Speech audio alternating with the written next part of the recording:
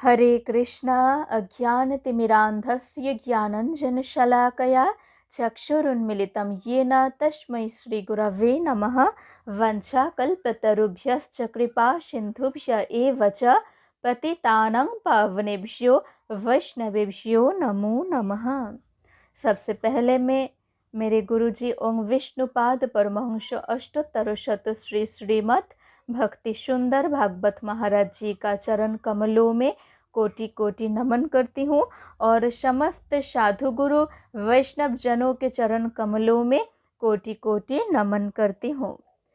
आज मैं कहूँगी रमा एकादशी व्रत के बारे में। रमा एकादशी व्रत क्या है, पालन करने से क्या फल प्राप्त होता है, इसके बारे में आज मैं कहूँगी।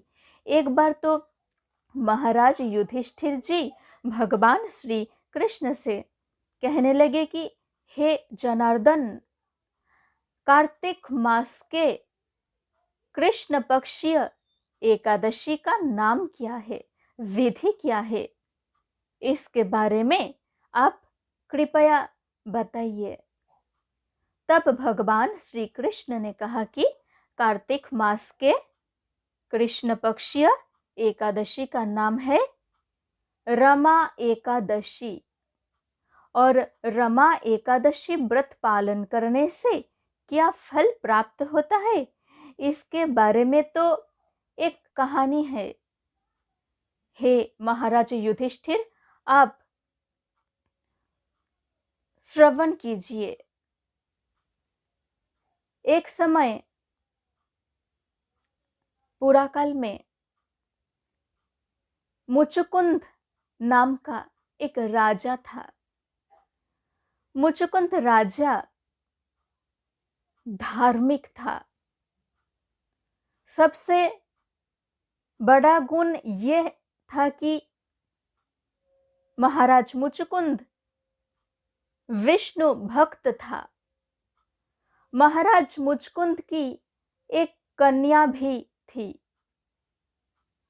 एक कन्या थी जिसका नाम चंद्रभागा, और चंद्रभागा का विवाह हुआ चंद्रसेन के पुत्र शोभन से। एक समय कार्तिक मास में दशमी के दिन शोभन अपने ससुराल आए थे चंद्रभागा के साथ, और संध्या काल में राजा मुचकुंद ने मुनादी करवा दी कि काल एकादशी है, उपवास किया जाएगा, कोई भी अन्न जल ग्रहण नहीं करेगा, सबको उपवास रहना पड़ेगा। तो ये बात सुनकर शोभन तो चिंता में पड़ गए, क्योंकि शोभन तो उपवास नहीं रह पाता। तो शोभन ने चंद्रभागा से कहने लगे कि हे चंद्रभागा, मैं क्या करूंगा, मुझे तो उपवास नहीं रहना आता है, मैं तो उपवास नहीं रह पाता, तो मैं क्या करूंगा। तो चंद्रभागा ने कहा कि हे स्वामी, आप अपने राज्य में वापस चले जाइए, क्योंकि इधर मनुष्य तो दूर की बात है, पशु पक्षी भी उपवास रहता है, एकादशी व्रत पालन करते हैं, इसलिए आप वापस चले जाइए। लेकिन शोभन ने विचार करके कहा कि हे चंद्रभागा, मैं यहाँ ही रहूंगा और एकादशी व्रत भी पालन करूंगा, जो होगा सो होगा, मैं एकादशी व्रत अवश्य पालन करूंगा। तो चंद्रभागा ने कहा ठीक है, एकादशी व्रत पालन करिए। तो एकादशी व्रत पालन करने लगे। दिन बीत गए, रात्रिकाल आ गया, और वैष्णव भक्तजनों के लिए रात्रि का समय अति सुखदायक आनंददायक होते हैं, क्योंकि एकादशी के दिन रात्रि जापन करके सब भगवान की गुण कीर्तन भजन कीर्तन करते हैं। तो सब भगवान की भजन कीर्तन में लगे हुए हैं, लेकिन शोभन तो अति दुर्बल हो गए और पारण के दिन सूर्योदय वो शोभन नहीं देख पाया।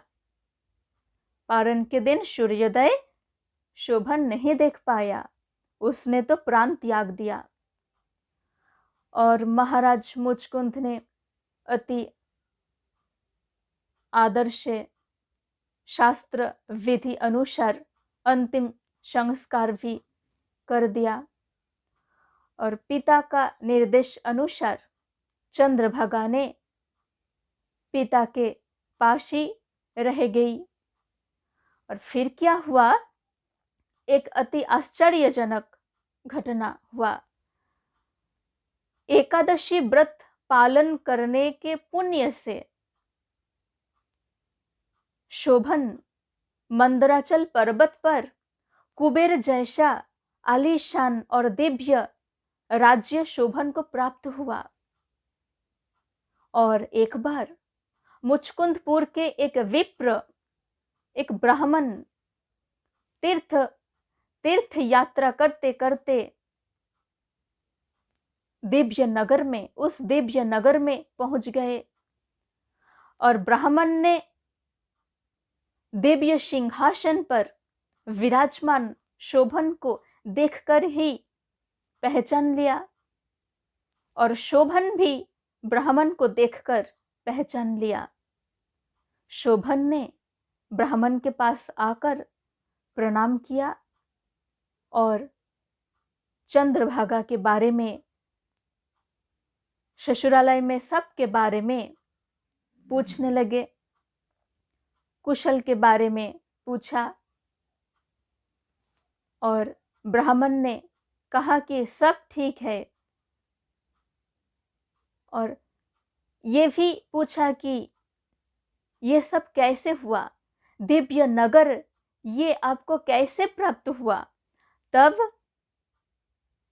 शोभन ने कहा कि रमा एकादशी व्रत के प्रभाव से ये सब हो गया, ये सब हुआ, लेकिन विवशतवश रमा एकादशी व्रत वो पालन करे थे, इसलिए दिव्य राज्य प्राप्त हुआ, लेकिन वो तो दिव्य राज्य स्थिर नहीं है। और शोभन ने कहा कि ये बात चंद्रभागा को जाकर कहिएगा आप। तो ब्राह्मण ने राज्य में वापस आकर चंद्रभागा को शोभन के बारे में सब कुछ कह दिया। चंद्रभागा तो अति खुश हो गई और पति के पास जाने के लिए उपाय सोचने लगे। ब्राह्मण ने चंद्रभागा को लेकर वाम ऋषि के आश्रम में उपस्थित हो गए और वहां महर्षि से आशीर्वाद प्राप्त करके व्रत पालन करके चंद्रभागा ने दिव्यात्मा हो गई, दिव्य शरीर प्राप्त किया और मंदराचल पर्वत पर अपने पति के पास पहुंच गई। दोनों ही एक दूसरे को देखकर खुश हो गया, दोनों ही एक दूसरे को देखकर खुश हो गए और चंद्रभागा एकादशी व्रत के पुण्य के प्रभाव से नगर को, शोभन का नगर को स्थिर कर दिया। शोभन का नगर स्थिर हो गया। चंद्रभागा ने एकादशी व्रत के पुण्य फल शोभन के प्रति अर्पित कर दिया और शोभन का नगर स्थिर हो गया और महाप्रलय तक वो नगर स्थिर रहेगा। इसलिए हम सबको, यदि हम भी जीवन में सुख समृद्धि प्राप्त करना चाहते हैं, तो हम सबको भी एकादशी व्रत, रमा एकादशी व्रत अवश्य पालन करना चाहिए।